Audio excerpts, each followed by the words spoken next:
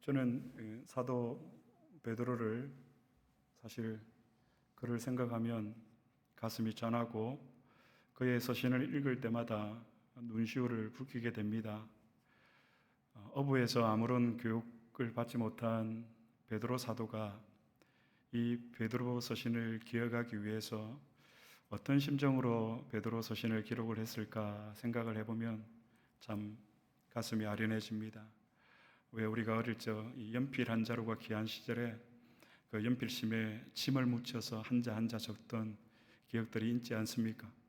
그런 마음으로 베드로 사도가 베드로 서신을 기록하지 않았을까. 그래서 베드로 서신의 한 절 한 절이 저한테는 너무나도 생명과 같은 말씀입니다. 그가 기록한 베드로전서 5장 8절에서 사도 바울은 우리의 신앙의 여정에 대해서 이렇게 이야기하고 있습니다. 성경을 한번 찾아보겠습니다. 베드로전서 5장 8절입니다. 다 같이 한 목소리로 봉독하시겠습니다.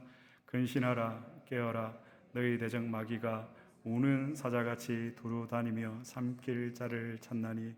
오늘 기도하시는 장로님도 우리를 삼킬 자를 찾고 있다라고 마귀의 그런 유혹과 시험을 우리가 이길 수 있도록 그런 간절한 기도를 드렸는데요. 사도 베드로도 근신하라 깨어라 너희 대적 마귀가 우는 사자같이 두루 삼킬 자를 찾나니. 우리의 신앙의 여정입니다. 너희 대적 마귀가 우는 사자같이 두루 다니며 삼킬 자를 찾나니. 그러므로 너희는 근신하라 깨어라. 여기에 근신하라는 헬라어 단어 네포인데요. 이 단어는 원래 술 취하지 말라에서 유래된 단어입니다. 술 취하지 말라,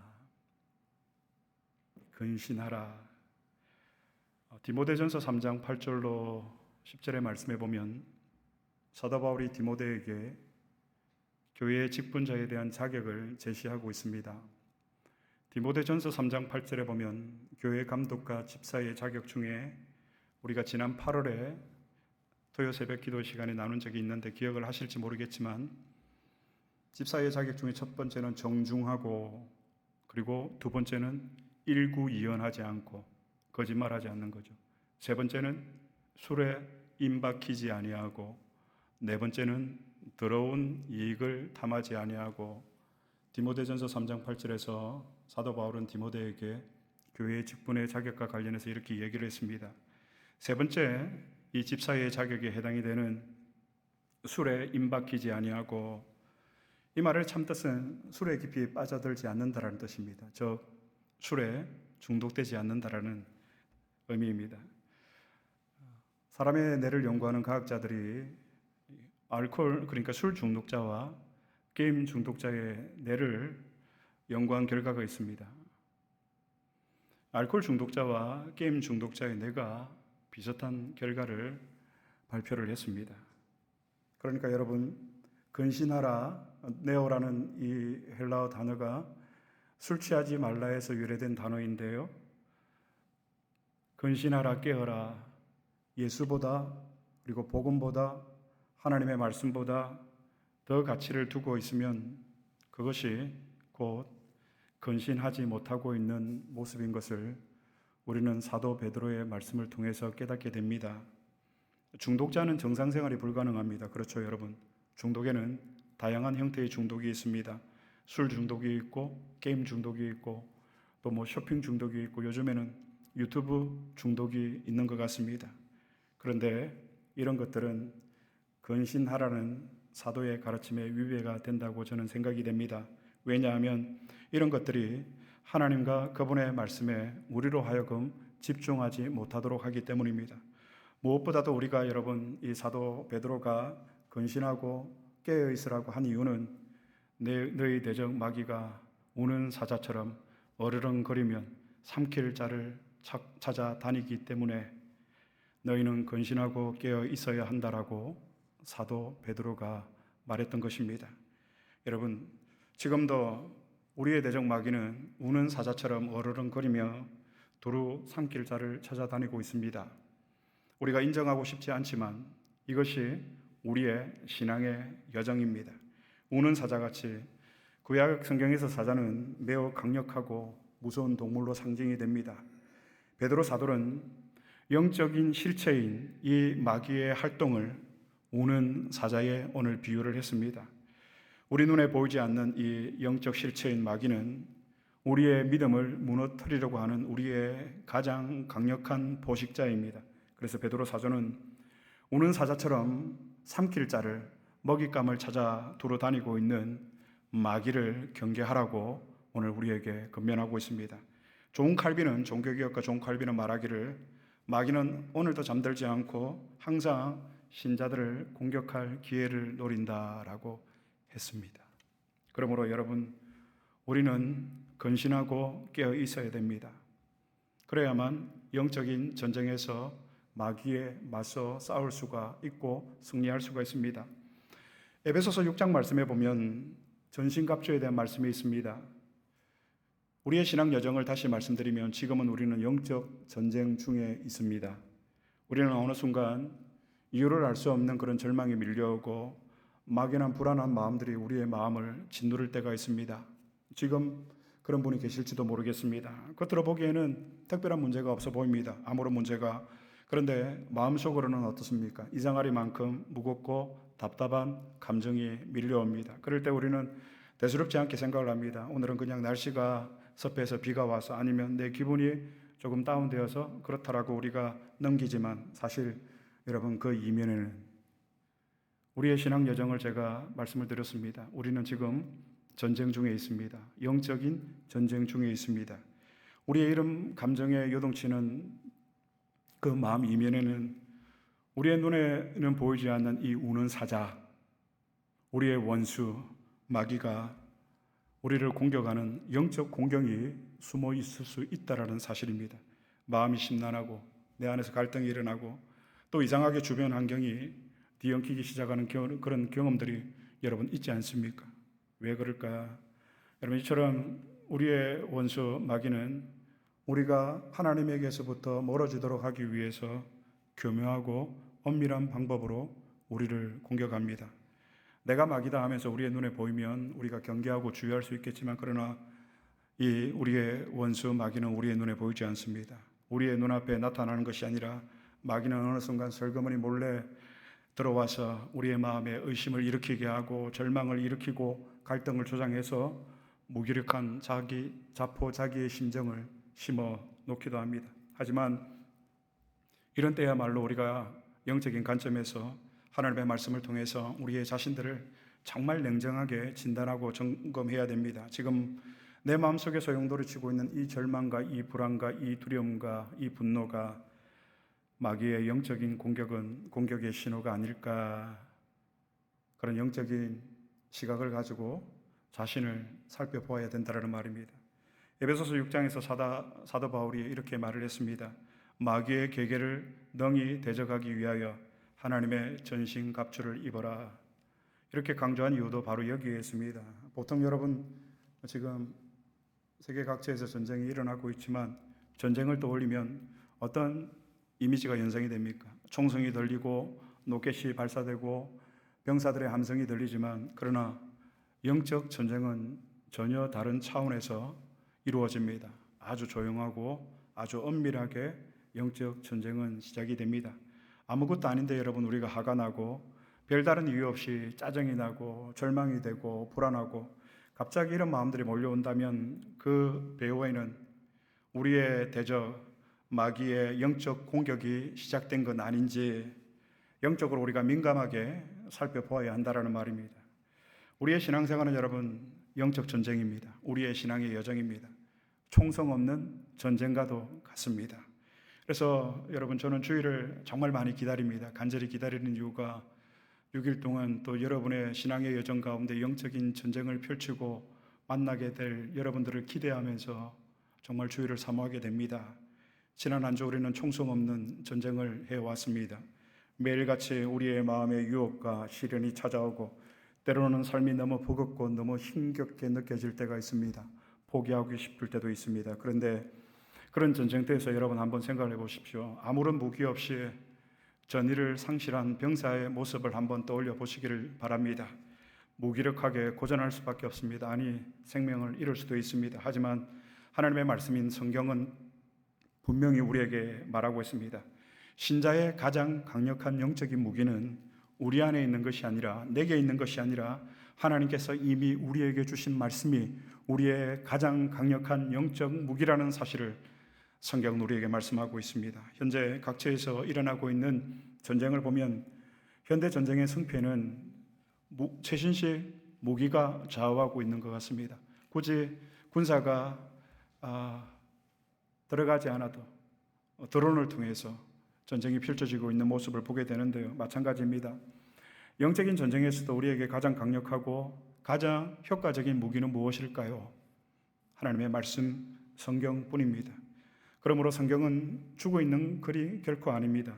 하나님의 말씀은 살았고 지금도 우리를 변화시키고 우리를 새롭게 하고 우리의 원수 마귀를 무찌르는 강력한 능력이 바로 하나님의 말씀입니다. 오늘 말씀을 통해서 저와 여러분이 이 하나님의 말씀으로 전신갑주를 입고 우리 앞에 펼쳐져 있는 우리의 신앙에서 여정에서 펼쳐지고 있는 이 영적인 전쟁에서 승리의 계가를 부르는 저와 여러분이 될 수 있기를 우리 주님의 이름으로 축복합니다. 오늘 본문은 요셉의 이야기입니다. 창세기 37장 2절에 보면 요셉이 17세가 되던 해에 꿈을 꿉니다. 꿈의 내용은 두 가지죠. 어떤 꿈이죠, 여러분? 밭에 곡식단을 묶는데 요셉이 묶은 단은 일어서고 형들이 묶은 단은 요셉이 묶은 그 단을 둘러서서 그 요셉의 단 앞에 절하는 꿈이었습니다. 요셉이 이 첫 번째 꿈을 꾸고 그 이야기를 형들에게 합니다. 아버지에게도 합니다. 그러자 형들이 무엇이라고 그러죠? 네가 참으로 우리의 왕이 되겠느냐? 형들의 마음이 불쾌한 거죠. 형들이 서서히 그를 미워하기 시작합니다. 두 번째 요셉이 또 꿈을 꾸죠. 어떤 꿈이죠? 해와 달과 11별이 요셉에게 절하는 꿈이었습니다. 해와 달과 별이 요셉에게 절하는 꿈. 근데 이 꿈의 내용을 자기만 간직하고 있었으면 좀 나았을 텐데 또 이 철없는 어린 요셉이 형들에게 이 두 번째 꿈의 내용도 이야기를 합니다. 그러자 형들이 또 이야기합니다. 우리가 참으로 땅에 엎드려 내게 절하겠느냐? 첫 번째 꿈을 꾸고는 네가 우리의 왕이 되겠느냐? 우리가 네 앞에 절하겠느냐? 형들은 더욱더 그를 미워하고 시기하기 시작합니다. 어느 날 요셉의 아버지인 야곱, 이스라엘의 이름으로 바뀌었죠. 야곱은 세겜 땅에 가서 형들이 양을 치고 있는데 형들이 양을 잘 치고 있는지 한번 돌아보고 오라고 요셉을 형들이 있는 세겜으로 보냅니다. 저 멀리서 형들을 향해서 오고 있는 요셉을 보고 형들이 이야기합니다. 오늘 본문 창세기 37장 18절로 19절의 내용입니다. 다시 한번 봉독해 보겠습니다. 시작. 요셉이 그들에게 가까이 오기 전에 그들이 요셉을 멀리서 보고 죽이기를 꾀하여 서로 이르되 꿈꾸는 자가 오는도다. 꿈꾸는 자가 오는도다. 오늘 저는 이 말씀을 가지고 하나님의 꿈을 꾸는 자가 반드시 겪어야 될 신앙의 여정에 대해서 여러분들과 다시 한번 나누고자 합니다. 형들이 요셉을 죽이려고 했습니다. 왜 형들이 요셉을 죽이려고 했을까요? 요셉이 형들에게 자신의 꿈을 이야기했기 때문입니다. 요셉의 꿈은 분명 하나님이 주신 꿈이었습니다. 하지만 요셉은 그 꿈을 사람들에게, 형들에게 자랑했습니다. 그리고 결과적으로 요셉은 형들의 미움을 샀고 요셉이 입고 있던 그 채색 옷을 형들이 벗기고 그를 잡아 구덩이에 던지게 됩니다. 창세기 37장 24절의 말씀. 다 같이 봉독하시겠습니다. 시작. 그를 잡아 구덩이에 던지니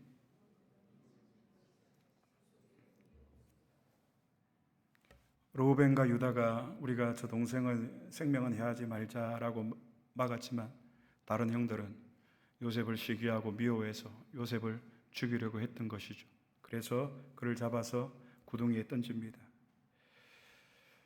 형들이 요셉을 잡아서 구덩이에 던지자 갑자기 요셉의 시간은 멈춰버렸습니다. 우리의 인생에도 멈춰버린 시간들이 있지는 않았는지, 우리가 아무리 기도해도 응답이 없고 아무리 노력해도 공간 안에 갇혀서 그 구덩이에 갇혀서 상황은 나아질 기미가 보이지 않습니다. 그런데 놀라운 사실은 성경을 보면 하나님은 언제나 그런 멈춤의 시간을 통해서 하나님의 꿈을 꾸는 사람들을 준비시키셨습니다. 하나님은 그 멈춤의 시간을 그냥 흘러보내지 않으셨습니다. 그 시간 속에서 꿈꾸는 자에게 가장 깊은 훈련이 시작되었습니다. 그리고 그가 하나님 앞에 비로소 준비가 되었을 때 하나님은 그를 들어서 사용하셨습니다. 그렇습니다. 하나님께서 우리가 달려가던 길을 멈추게 하실 때가 있습니다. 우리의 건강에 문제가 있든지 관계에 문제가 있든지 아니면 여러 가지 어려움의 문제들이 인하여서 우리의 시간들을 멈추게 하실 때가 분명히 있습니다. 꿈꾸는 사람 요셉을 한번 보십시오. 그는 분명히 하나님의 꿈을, 하나님의 뜻을 품고 있던 사람이었습니다. 그는 하나님이 주신 꿈을 가지고 살아왔습니다. 그러나 그 꿈을 이루기까지 그의 삶에는 계속해서 멈춤의 순간이었습니다. 시간의 멈춤, 공간의 멈춤이었습니다. 형들에게 버림을 받고 노예로 팔려서 애굽에서 종살이를 하고 억울한 누명을 쓰고 감옥에까지 갇히게 되었습니다. 17세에 시작된 요셉의 이 멈춤의 시간은 요셉이 30세에 애굽의 총리가 되기까지 무려 10수년간 그의 인생 전체가 무너져 버린 것 같았고 한 걸음도 나아갈 수 없는 것처럼 느껴졌습니다. 하지만 요셉에게 있어서 그 멈춤의 시간들은 하나님의 계획 안에 있었고 요셉의 그 멈춤의 시간을 통해서 그는 철저하게 하나님 앞에서 준비되어지고 있었습니다. 하나님의 눈으로 세상을 바라보는 그 눈을 가지고 배우게 되는 요셉의 그런 영적인 시야가 열려지게 되는 그 시간이 그 멈춤의 시간이었다라는 말입니다. 요셉은 노예로 또 감옥에서 거기서 사람을 보는 법, 권력을 대하는 마음과 자세와 태도, 그리고 하나님의 뜻을 분별하는 그 훈련을 이 멈춤의 시간을 통해서 요셉은 받았습니다. 사랑하는 세안디오 가족 여러분, 우리에게 있어서 이 멈춤의 시간은 하나님께서 우리를 들어 사용하시기 전 우리의 내면의 성품을 다듬으시는 시간입니다. 하나님께서 우리를 들어 사용하시기 전에 우리의 속사람을 다듬는 시간이 반드시 꿈꾸는 자의 여정에 찾아옵니다. 인생의 시간이 멈추어지는 겁니다. 그 멈춤의 시간에 대해서 성경은 이렇게 말을 하고 있습니다. 오늘 본문 말씀 다시 한번 37장 24절 말씀 마지막 구절 창세기 37장 24절 말씀 다 같이 다시 한번 봉독하겠습니다. 그를 잡아 구덩이에 던지니 그 구덩이는 빈 것이라 그 속에 물이 없었더라. 그 구덩이는 빈 것이라 그 속에 물이 없었더라. 제가 이 말씀을 가지고 한 주 묵상을 하면서 뭔가 있을 것 같은데 구덩이에 던져졌고 요셉은 멈춤의 시간 속에 빨려 들어갔고 그 멈춤의 공간 안에 갇혔는데 그러면 왜 거기서 그 구덩이는 비었고 그 속에 물은 없었더라고 성경의 저자가 기록을 할까? 인간적인 해석들이 있었지만 사실 이것들을 설교자는 가장 경계해야 되거든요. 문자적으로 해석을 해서는 안 된다는 것입니다. 그래서 계속해서 묵상을 하고 관련 서적들을 보는 가운데 비로소 깨달을 수가 있었습니다. 그 구덩이는 빈 것이라. 여러분 여기 나오는 이 구덩이는 고대 건동의 가뭄을 대비해서 빗물을 저장하는 저수 공간이었습니다. 그런데 성경은 그곳은 비었고 그 속에 물이 없었더라. 형들은 알고 있었죠. 그곳이 빗물을 저장하는 가뭄을 대비해서 저수 공간이라는 사실을. 형들은 요셉을 죽이려고 했습니다. 그런데 우리 손에 피는 묻히고 싶지 않은 거예요. 자신들의 손을 피로 더럽히지 않기 위해서 그 구덩이에 요셉을 던져버린 것입니다. 그런데 여러분 그 속은 어땠습니까? 비었더라. 물이 없었더라. 사랑하는 성도 여러분, 하나님의 주권은, 하나님의 섭리는 멈춤의 시간, 우리의 고난의 자리, 죽음의 위협을 받는 그 자리에도 하나님의 섭리는 여전히 하나님의 꿈을 꾸는 자와 함께 하신다라는 사실을 여러분 기억을 하시기를 바랍니다. 나의 상황이 어떠하든지 내가 그 구덩이에 빠졌지만 그 구덩이 가운데 그 고난과 그 생명의 위협을 받는 자리에서도 하나님의 주권, 하나님의 섭리, 하나님의 말씀은 성취되어지고 있다는 사실을 여러분 붙드시길 바랍니다. 물이 없는 구덩이가 무엇을 의미할까요? 요셉의 생명을 보존하시려는 하나님의 의지, 하나님의 열심, 하나님의 섭리였다라는 말입니다. 오늘 우리가 던져진 텅 빈 구덩이는 어디입니까? 우리의 생명이 위협받고 우리의 생명이 끊어진 그 절망의 자리는 어디입니까? 그러나 여러분 잊지 마시기를 바랍니다. 그 멈춤의 시간, 그 멈춤의 공간이 하나님의 손길이 가장 따스하게 미치는 가장 안전한 하나님의 보호의 장소임을 여러분 잊지 마시기를 바랍니다. 그래서 우리가 지금 저는 그런 시간을 지나고 있다 확신합니다.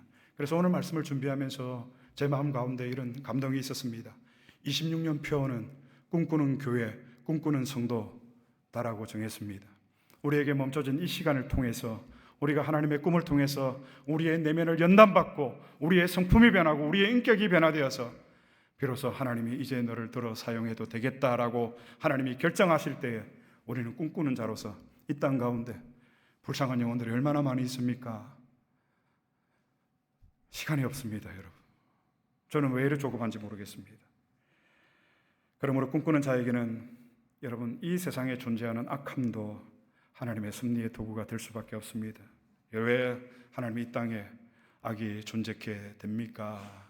라고 우리가 반문하게 되지만, 그래서 하나님은 꿈꾸는 자의 시간을 반드시 멈추게 하십니다. 그리고 그 시간은 어떤 시간이죠? 세상과는 철저히 단절된 시간입니다. 눈에 보이는 성과도 없고 이런 우리의 이기적인 자존심이 꺾이며 이전까지 내가 의지하고 사랑했던 붙들었던 모든 것들이 한순간에 산산조각 나버리는 그런 과정을 통과할 때에 우리는 나의 자아와 나의 옛사람이 죽는구나 주님 앞에 고백을 하게 됩니다. 여러분, 이런 생명의 위협을 받는 그 고난의 자리에까지 우리가 들어가지 않으면 우리의 내면의 변화 얼마나 어려운지 모릅니다. 그러나 하나님께서는 이 멈춤의 시간 속에서 마침내 우리를 변화시키십니다. 강야의 구덩이에서부터 애굽의 노예로 또 감옥의 죄수로 오랜 시간 요셉은 멈춤의 시간을 보내야 했습니다. 형들에게 17살 때 자랑했던 그 교만했던 요셉이 이 13년간의 시간 속에서 어떠한 사람으로 변화가 되었을까 가히 짐작을 할 수가 있습니다. 그러나 이 멈춤의 시간 동안 요셉은 말보다는 침묵을 배웠고 자랑보다는 겸손을 배웠고 자신을 드러내는 대신 하나님의 때를 기다리는 법을 배웠습니다. 우리가 지금 배우고 있는 것이 무엇입니까? 하나님의 일하심을 기다리며 침묵을 배우고 나를 자랑하는 것보다 하나님 앞에서 겸손을 배우고 나의 이름과 나의 명예와 나 자신을 드러내는 것보다 하나님의 때가 과연 언제입니까? 하나님의 때를 기다리는 그런 법들을 우리가 배워가고 있지 않습니까? 하나님은 꿈꾸는 자의 시간의 그 멈춤을 통해서 그의 인격과 내면의 성품을 변화시키고 하나님의 일을 감당할 수 있는 궁극적인 그 자리로 인도하십니다. 이것이 우리의 신앙의 여정입니다. 포기하지 마십시오. 절망하지 마십시오. 하나님의 말씀을 붙드십시오. 전능자를 의지하십시오. 하나님은 13년 동안 요셉의 이 내면의 성품을 다듬으셨고 그 훈련이 끝났을 때 여러분 어떻게 되죠? 가난에 있던 형들이 흉년을 피해서 애굽으로 내려왔을 때 그 형들을 돌보고 하나님이 이때를 위함이었구나.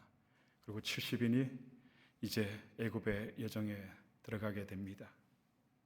이 13년의 이런 멈춤의 시간, 멈춤의 공간을 통해서 그 훈련이 끝나고 하나님은 요셉을 애굽의 바로 왕 앞에 세우셨습니다. 꿈꾸는 자의 영광은 하루아침에 이루어지지 않는 것 같습니다. 수많은 눈물과 고난의 훈련을 통해서 준비된 결과 그 열매입니다. 말씀을 맺겠습니다. 사랑하는 제한교육 가족 여러분, 지금 내가 서 있는 이 자리가 하나님이 허락하신 멈춤의 시간은 아닌지, 내가 할 수 있는 것이 아무것도 없을 때, 그리고 앞으로 전진할 수도 뒤로 후퇴할 수도 한 걸음도 뗄 수 없는, 나아갈 수 없는 그 상황일 때, 그 시간의 멈춤과 공간의 멈춤 안에 갇혀 있다면 사랑하는 여러분, 하나님의 말씀을 기억하시고 하나님의 말씀을 붙드시기 바랍니다. 성경을 보면 하나님은 그런 시간들을 통해서 꿈꾸는 자들을 준비시켜 주셨습니다. 45년 광야 생활을 통해서 모세를 준비시켰고 다윗을 하나님께서 준비시켰고 다메섹에서 주님을 만난 사도 바울을 광야에서 하나님은 다시 그를 준비시키셨습니다. 이런 멈춤의 시간을 통과하고 결국 하나님의 뜻을 이루는 자리에 세우셨다는 말입니다. 우리의 신앙 여정도 우리의 삶도 마찬가지입니다. 여러분, 우리의 대적 마귀가 우는 사자처럼 어르렁거리며 오늘도 지금 이 순간에도 산길자를 찾고 있습니다. 우리는 지금 영적 전쟁 중에 있습니다. 이런 말을 하는 것이 얼마나 어리석어 보이고 얼마나 미련해 보이는지 압니다. 그러나 이 마음 가운데 이런 감동이 있습니다. 여러분, 지금은 전쟁 중입니다. 근신하고 깨어있을 때입니다. 우리가 다른 무엇에 빠져있을 그런 시간이 없습니다. 근신하라, 대오, 술 취하지 않는 그 상태를 의미하거든요. 우리가 다른 것에 빠져있을 시간이 없습니다. 하나님의 나라와 하나님의 말씀을 위해서 우리가 복음의 깃발을 들고 죽어가는 저 영혼들을 모른 채 하지 아니하고, 여러분, 지금 그래서 우리에게는 시간이 없습니다. 지금은 전쟁 중입니다. 시간을 멈추게 하신 것도, 방향을 바꾸게 하신 것도, 우리의 내면과 성품을 다듬으시는 것도 결국 하나님의 때에 하나님이 아름다운 열매를 맺게 하시기 위해서입니다. 오늘 이 말씀을 여러분, 저와 여러분이 꼭 붙드시기를 바랍니다. 지금 나에게 허락하신 이 시간의 멈춤, 공간의 멈춤, 이 가운데서도 그곳은 비었고 물이 없었더라. 여전히 하나님이 일하고 계심을 믿으며 그 시간을 통해서 하나님의 뜻을 이루는 하나님의 구원의 통로가 되는 저와 여러분, 우리 새안티옥 교회가 되기를 주님의 이름으로 축복합니다. 우리 오래된 찬양이지만 이 찬양, 오늘 말씀을 기억하면서 정말 우리가 하나님 앞에서 기쁜 마음으로 이 찬양을 같이 드렸으면 좋겠습니다.